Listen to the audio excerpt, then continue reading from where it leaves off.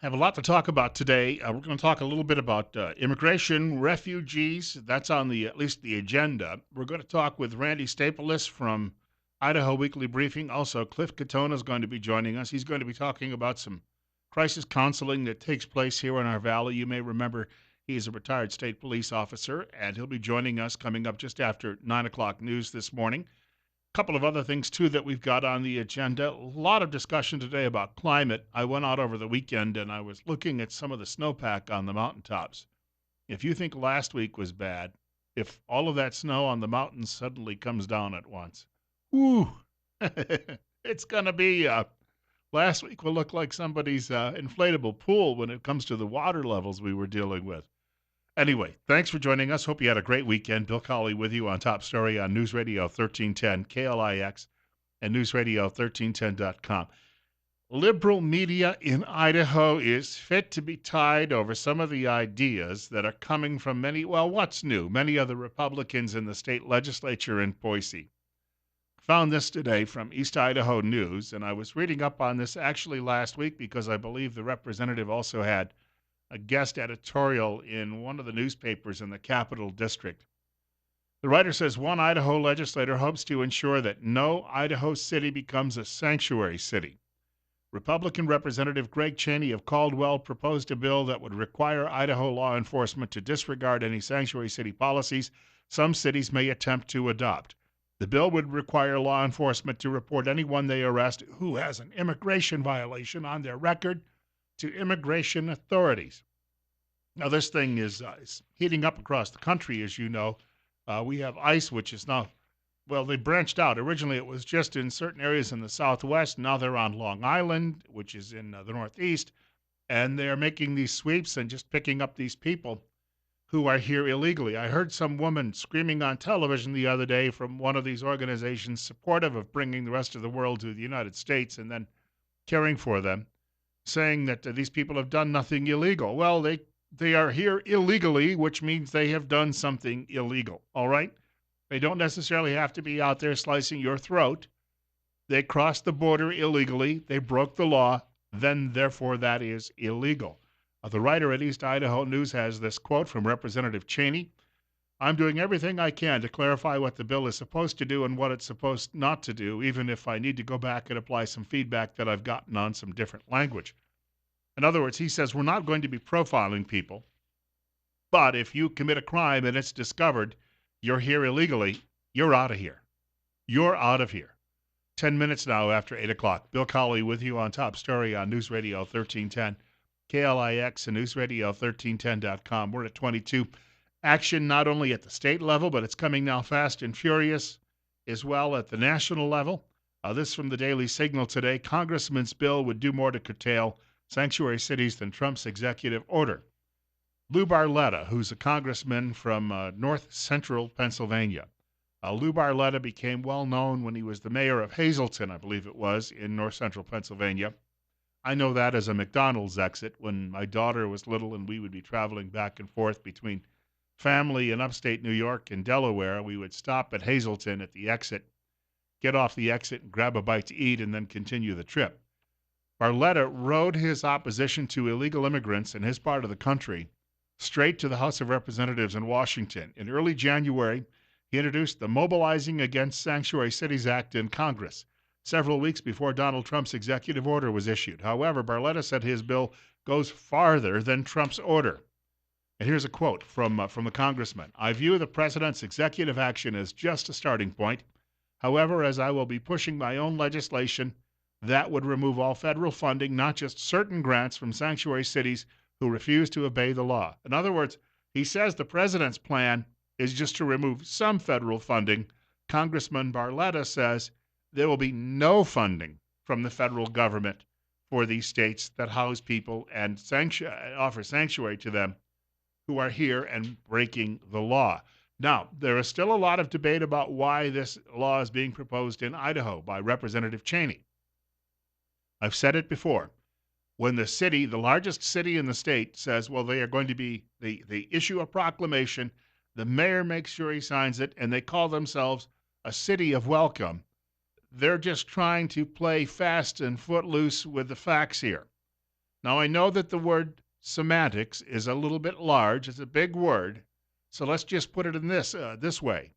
When you sometimes go to a carnival and you see the guy with a shell game, you know what he's up to. When someone, and I've heard denial after denial after denial that no, Boise is not a sanctuary city officially. It is just a welcoming city. Well, why would they go out and even pass that resolution about a welcoming city as all of this discussion is going on in Washington and in Boise at the state capitol? Why? What are they doing here? Well, by calling themselves a welcoming city, they're avoiding the penalties they may find when it comes from state and federal governments. That's their hope, while they can wink, wink, nod, nod at all of the illegal aliens roaming that city. It's 8:12 now. Bill Colley with you on Top Story, News Radio 1310 KLIX and newsradio1310.com. And the screaming memes on the left have gotten incredibly out of hand. They're losing all control of, well, I was going to say certain bodily functions, which is probably true as well, but they're trying to impede the efforts of law enforcers to pick up and remove these people who are here illegally. This is a demonstrator in Phoenix, Arizona, speaking with a Fox News affiliate. Being an American means being an immigrant. It means, being different. It means that this is a place where you can be accepted and safe. And so that's kind of how I relate to America, and that's what makes me, very proud to have been born here and very lucky to have been born here. So, now, wait a minute. But that's not something that's going to be there, by default. We have to fight for it. He said being an American means being an immigrant, and then a few seconds later he's saying, I was born here. Well, then you're not an immigrant. I was born here. I'm not an immigrant. In fact, most of my ancestors were here long, long ago. So I am not an immigrant, and that whole nation of immigrants, get over it. We cannot bring 7 billion people from around the world here and tell them that they can resettle and live off welfare. It ain't gonna work. And this is the problem with modern American liberals. How many are too many? Well, at what point do you say the door has to be closed? They're not concerned about that. They're thinking, well, we'll just destroy the government and then enshrine our worldwide socialist paradise, and we'll make the world the Democrat Party. And we'll just there's a study that was done way back in the early part of this century. A couple of college professors went and looked at how governments are run across the United States, and they call it, what we're seeing, the growth of something they call the Colley effect. What does that mean? During the last century, there was a fellow by the name of James Colley, and he served 4 terms, James Michael Colley or something like that, 4 terms as mayor of Boston, Massachusetts. Never, by the way, consecutively, because sometimes he was in federal prison. Actually, at one point, he was in federal prison for 6 months while he was waiting to take office. And this guy, and he served in Congress, and he served in his state legislature, and he ran the political machine in his state for decades. The Colley effect is the effort to continue to win votes by, there's an old phrase, a rising tide lifts all boats. Well, in Colley's view of government, lowering the tide meant that everybody became more needy and then more dependent on government. And that's how he ran his city. And he was actually governor of Massachusetts for a while, too, and tried to install the same system there. What he did was he impoverished most of the voters in his city, and then he would promise them a free lunch, and they would vote for him. This has become the model for the Democrat Party across the United States. And as I've shared with you, it's really become the effective model of liberals across the globe. Recall this from about, 35 years ago. I'll tell you what, we'll say it's about 25 years ago. That over her 11 years, the gap between the richest 10% and the poorest 10% in this country has widened substantially. That's right. How can she say at the end of her chapter of British politics that she can justify many people in a constituency such as mine being relatively much poorer off, much less well housed, and much less well provided than it was in 1979? Surely she accepts that is not a record that she or any Prime Minister can be proud of. Mr. Speaker, all levels of income are better off than they were in 1979.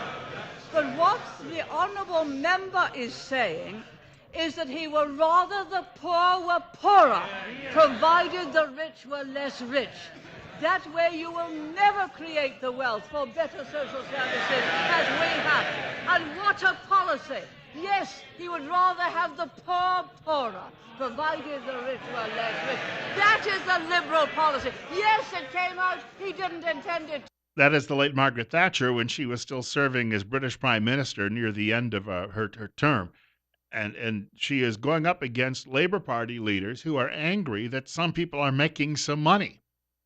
Then she points out, she says, but yes, everybody's making more money. Certainly some may be making more than others, but you would rather have everybody poor. That's how liberals have maintained control with policies for the last 80 years in North America and in Western Europe. I have this from Dan Hannan, who's a conservative member of the European Parliament, but he comes from the United Kingdom. This is in the Washington Examiner. And he says people are finally, as voters, starting to catch on. There have been 8 leaders of the British Labour Party, and remember, Labour means essentially anywhere from, in this country, the description would be anything from Democrat to Communist. There have been 8 leaders of that Labour Party in the past 40 years. 7 of them failed to win a general election. The exception, Tony Blair, was a Labour politician only in the most technical sense. In other words, he was very right-leaning for a Labour Party politician. All over Europe, traditional parties of the center-left have been losing badly. As I write, opinion polls show the French Socialists in 4th place, the Dutch Labour Party in 7th. Greece's leading leftist party since the early 1980s is now polling at less than 10%. Spain's Socialist Party, which had a comfortable majority as recently as 10 years ago, has been displaced by the more practical and more radical right-leaning parties. Democrats in former communist countries such as Poland and Hungary, he says, have, if anything, fared even worse. So there's a sign of change here, and Donald Trump was that sign here in the United States as well. People are fed up. They have finally realized what Democrats and liberals are up to. And their idea is if they impoverish all of you, you'll all have your hand out and you'll all become dependents, wards of the state. We have to take a short break. Bill Colley with you on Top Story on News Radio 1310 KLI. That's why they don't want borders. That's why they want to bring everybody else from all around the world here. Short break coming up. Randy Staples joins us in 20 minutes. I do want to mention our friends at Waddell & Reed this morning. This is an investment firm that has been in business, speaking of 80 years, for 80 years now.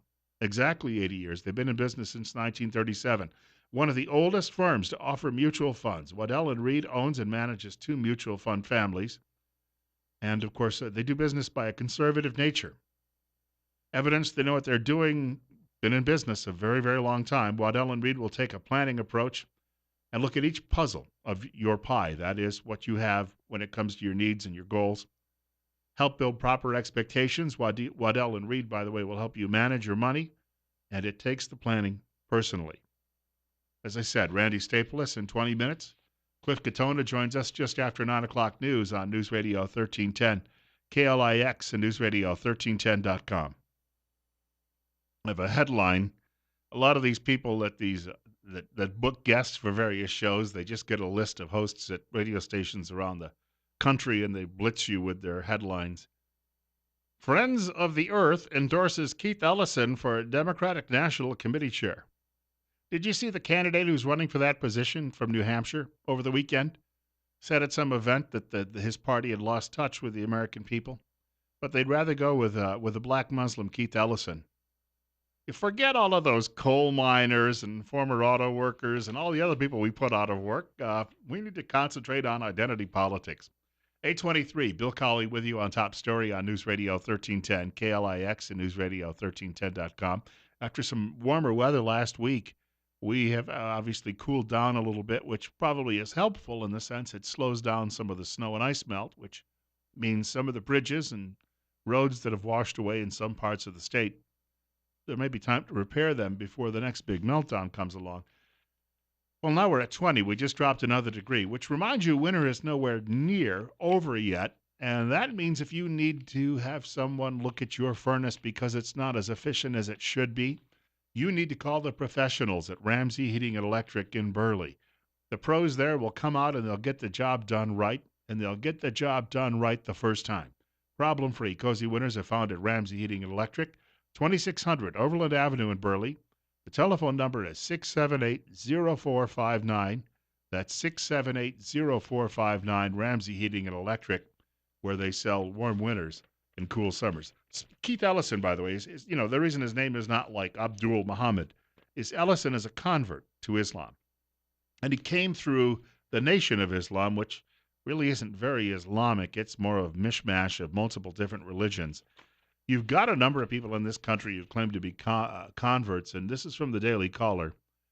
A Georgetown University Islamic Studies professor has come under fire for a talk he gave earlier this week in which he offered an Islam-based defense of slavery, concubinage, and non-consensual sex. These are the people we'd like more of in this country if you're a liberal. Brown, a white convert to Islam, essentially downplayed the harshness of slavery. He also stated that American and Western society is, quote, obsessed with the idea of autonomy and consent, unquote. At one point, he appeared to suggest that modern Muslims have little room to question the morality of slavery, since Muhammad, the prophet of the faith, was also a slave owner. He said, well, the prophet of God wouldn't be wrong, so therefore slavery is okay. And again, he's a professor at Georgetown University, likely a liberal, except on these issues. He also questioned what it meant to give consent to sex and to be autonomous, all in an attempt to defend Islam. In other words, rape is okay because the prophet recommended it. 825, Bill Colley with you on Top Story on News Radio 1310, KLIX and newsradio1310.com. We're at 21. Telephone number, if you'd like to reach the show, it's 736-0300. That's 736-0300. Caller, you're on the air. Yeah, yesterday, Bill, I was talking about the left, which is a ever-present issue. Yesterday, I happened to try to start watching a documentary called O.J. Made in America, and it was very good, except for laced throughout the whole thing was how prejudice, racism had affected things. And I tried, it was 4 hours or longer. It just went on and on and on. But you see, the thing of it is the racism was the elites who are racist. The people that voted for Trump are not racist. Generally speaking, they're just hardworking people who want a fair shot, who look at their hardworking brother, whoever he might be, what color he might be, as the same. But you see the elitists, whether or not in Los Angeles or on the East Coast or wherever it might be, are the racists. And you see, that's the thing, that is so frustrating, because they claim to be loving and caring, which we all know is BS, and so, but it was a good documentary other than the racism it implied, but it wasn't from the common people. And I'll hang up. Thanks, Bill. And one person who is echoing that is, well, he's been a Republican and a Democrat. Jim Webb, former senator from Virginia, appearing over the weekend on Meet the Press with Chuck Todd, and he was saying that the wheels have come off his party. If you didn't see this, this is a little clip from that program. This is what he had to say. Something just different has happened to the Democratic Party. You think they're too focused on identity politics? Well, I think that the message that has been shaped by the Democratic Party has been shaped toward identity politics, and they've lost the key part of their base, the people that, and my family history goes back to the Roosevelt Democrats, the people who believe that regardless of any of these identity segments, you need to have a voice in the quarters of power for those who have no voice. And we've lost that with the Democratic Party. I'm not saying the Republicans have it, but I was just going to say the center's been hollowed out. You could make an argument that the political center in both parties, because right now, if you espouse that and you were running for re-election, any Democrat were espousing what you just espoused, which is, you know what, look, essentially you're saying, hey, start working with him a little bit, accept the fact that he's president, you'd get primaried, and you'd probably lose. Well, true. Well, I don't know I understand me you, but personally, I'm saying one, Democratic incumbent. generally, Yes. Fair enough. that is a danger to people who would say those sorts of things. But the Democrats have not done the kind of self-reflection that they should have starting in 2010. And I was talking about this in the 10 elections. You've lost white working people. You've lost flyover land. And you saw in this election what happens when people get frustrated enough that they say, I'm not going to take this aristocracy. You know, Bernie, a good friend of mine, Bernie can talk about aristocracies all he wants. You know, the fact that you've made money doesn't make you a member of that philosophy. Look at Franklin Roosevelt. Right. But there is an aristocracy now that pervades American politics. It's got to be broken somehow in both parties. And I think that's what the Trump message was that echoed so strongly in these flyover communities. There you go. Jim Webb, of course, former senator from Virginia, worked in the Reagan administration before that. He is a Democrat at the moment, but he's not very comfortable in his party. He also says Democrats are undermining the president as an actual effort, organized effort. There's some more evidence of that we may get a chance to talk about later. In the meantime, Randy Staples joins us in 15 minutes. It's 21. You're listening to News Radio 1310 KLIX and newsradio1310.com. We're dealing, I think that I was watching a link from, it was some audio actually from a radio program conducted by 538 Blog, which is the organization that has become, I mean, they do all sorts of scientific research and modeling into political campaigns. And it was all about the various biases people have and why perhaps we will never have a union of thought between left and right in this country. That the left is always going to have one set of values and views, and that we're long beyond that point where people are going to be unified in much other than just, you know, the boundaries of a union.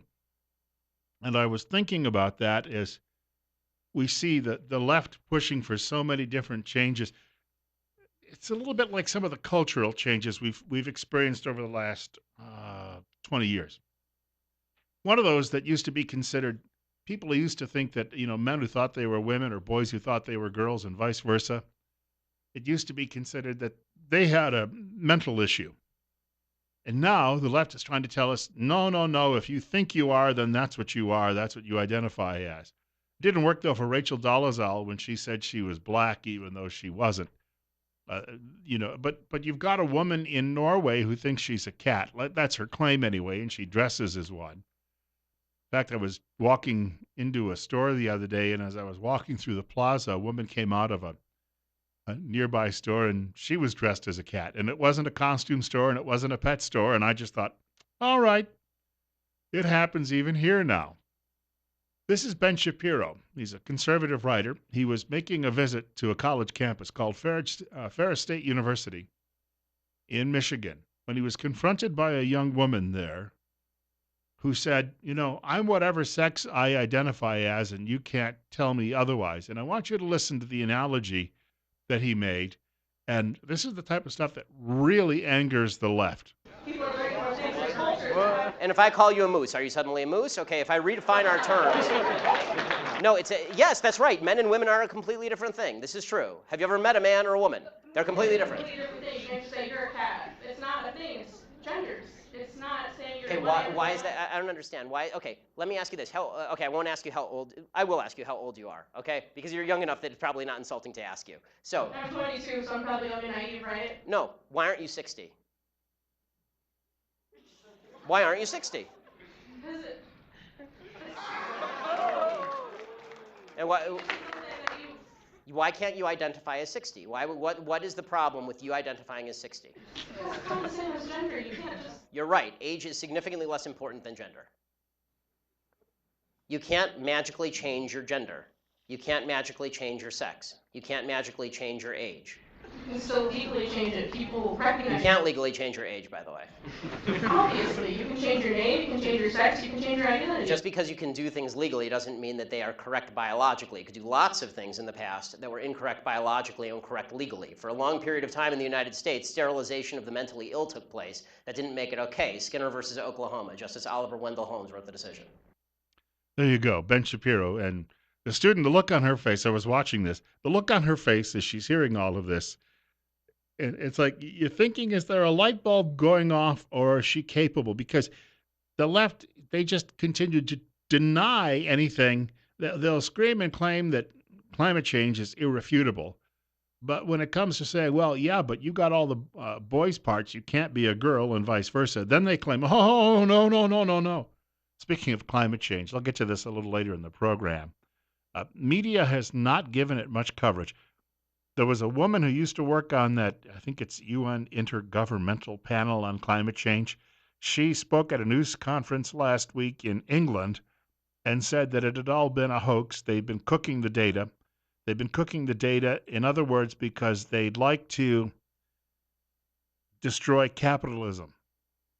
And she said they knew all along that this was their route to doing it, and they got the media to buy into it, and they amplified it, yet media in this country is ignoring what this woman said.